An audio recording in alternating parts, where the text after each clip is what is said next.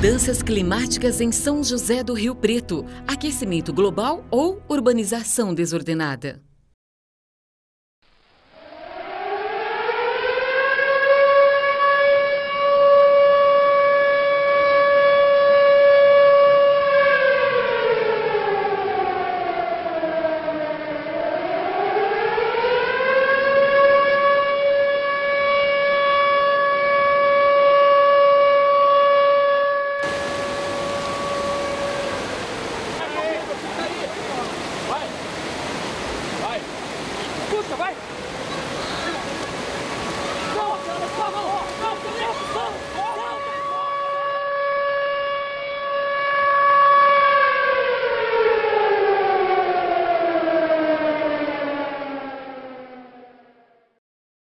A cada ano, os riopretenses têm a impressão de que as chuvas de fim de ano ficam cada vez piores. Aquecimento global, desmatamento, urbanização desordenada. O que estaria por trás disso?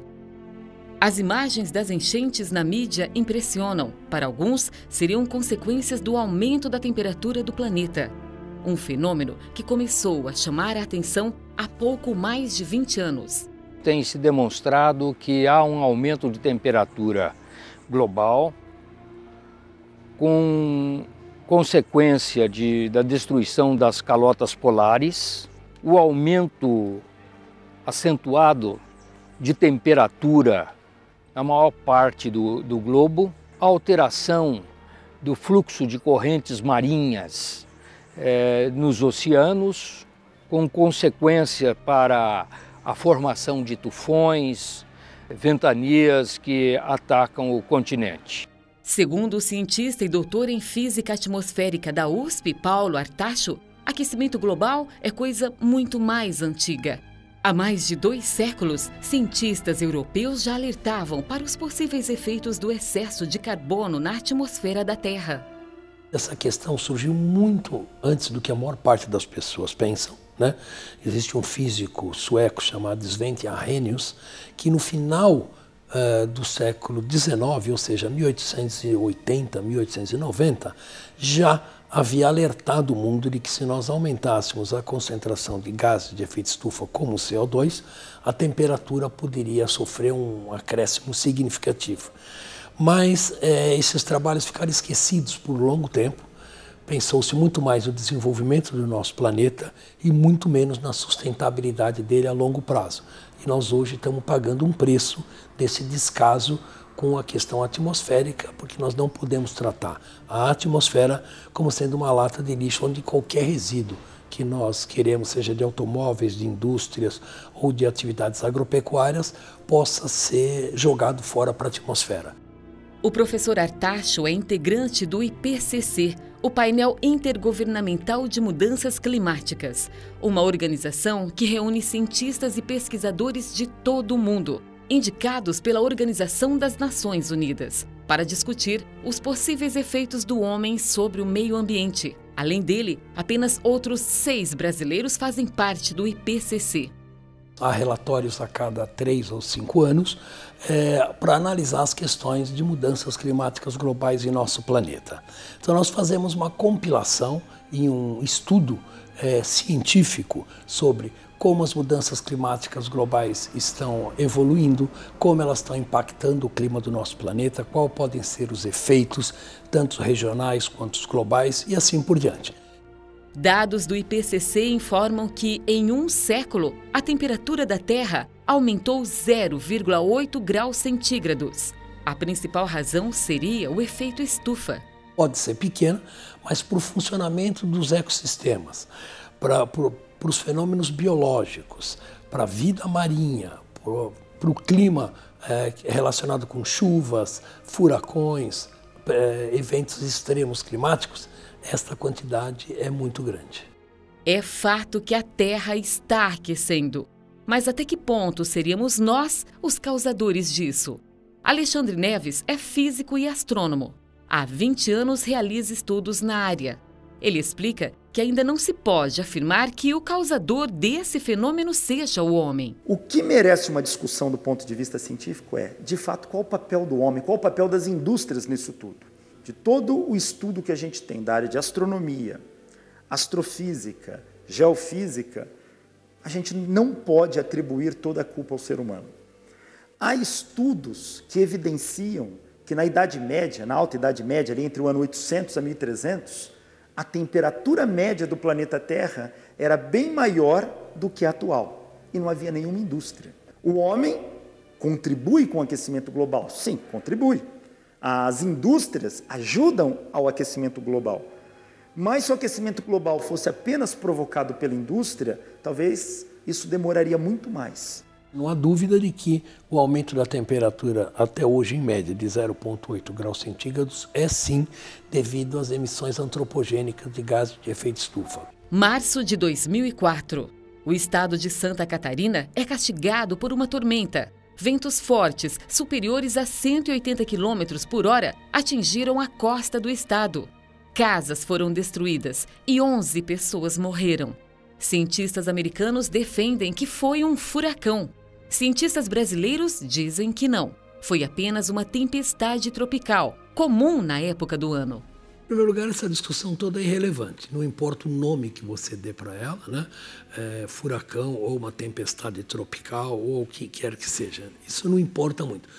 O que é importante é que o Brasil já teve 2 desses eventos intensos de tormentas tropicais, e isso é novidade no Atlântico Sul.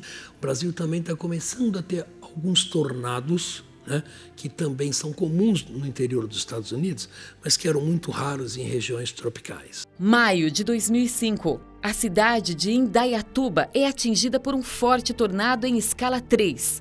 A pontuação varia de 1 a 5. Ventos entre 250 e 300 km por hora varreram a cidade.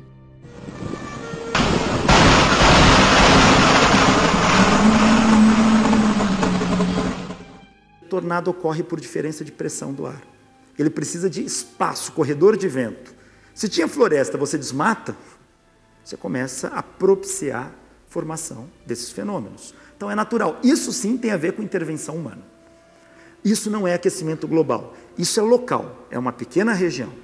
É claro que essa região, um pouquinho, ela afeta o clima global.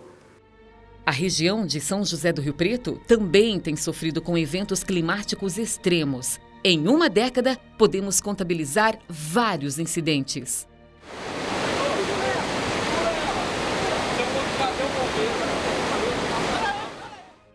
O geógrafo e climatologista Francisco José Vigeta Castilho é autor de uma pesquisa sobre o microclima riopretense, sobre ilhas de calor, realizada entre os anos de 2005 e 2006.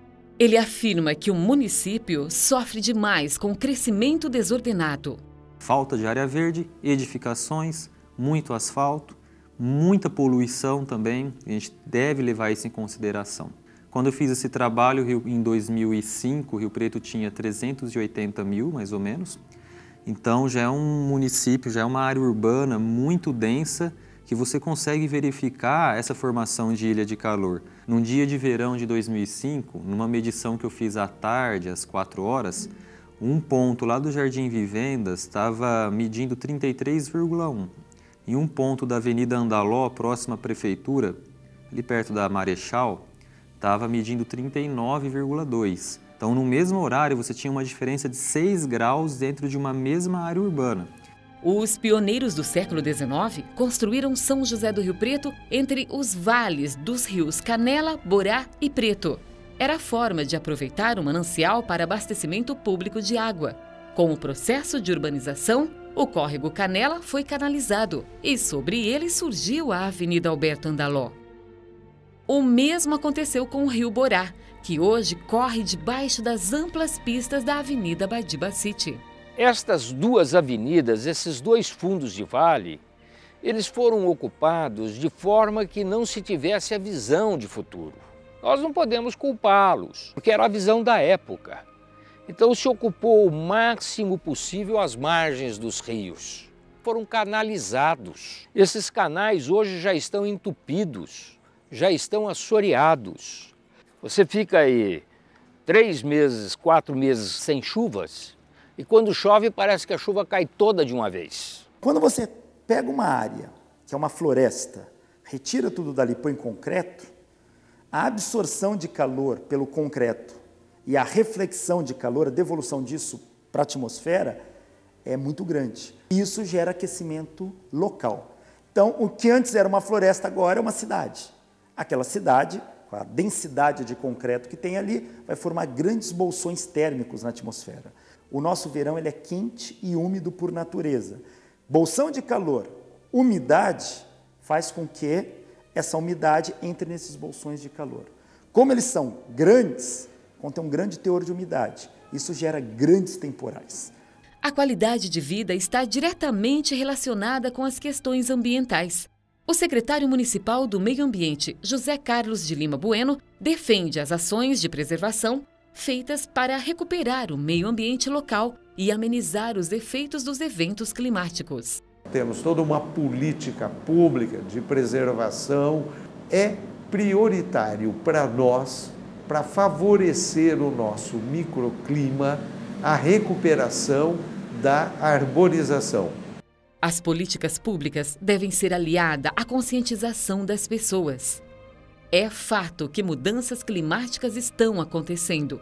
A solução é amenizarmos os efeitos das ações do homem no ambiente e ajudar a desacelerar o aquecimento global. Reduzir cada vez mais a queima de combustível fóssil, investir em energias renováveis, como energia solar, como energia eólica, e você reduzir o consumo de energia. Então, por exemplo, fazer automóveis muito mais econômicos, fazer a indústria não desperdiçar tanto energia quanto desperdiça, incentivar programas de reciclagem de matérias-primas.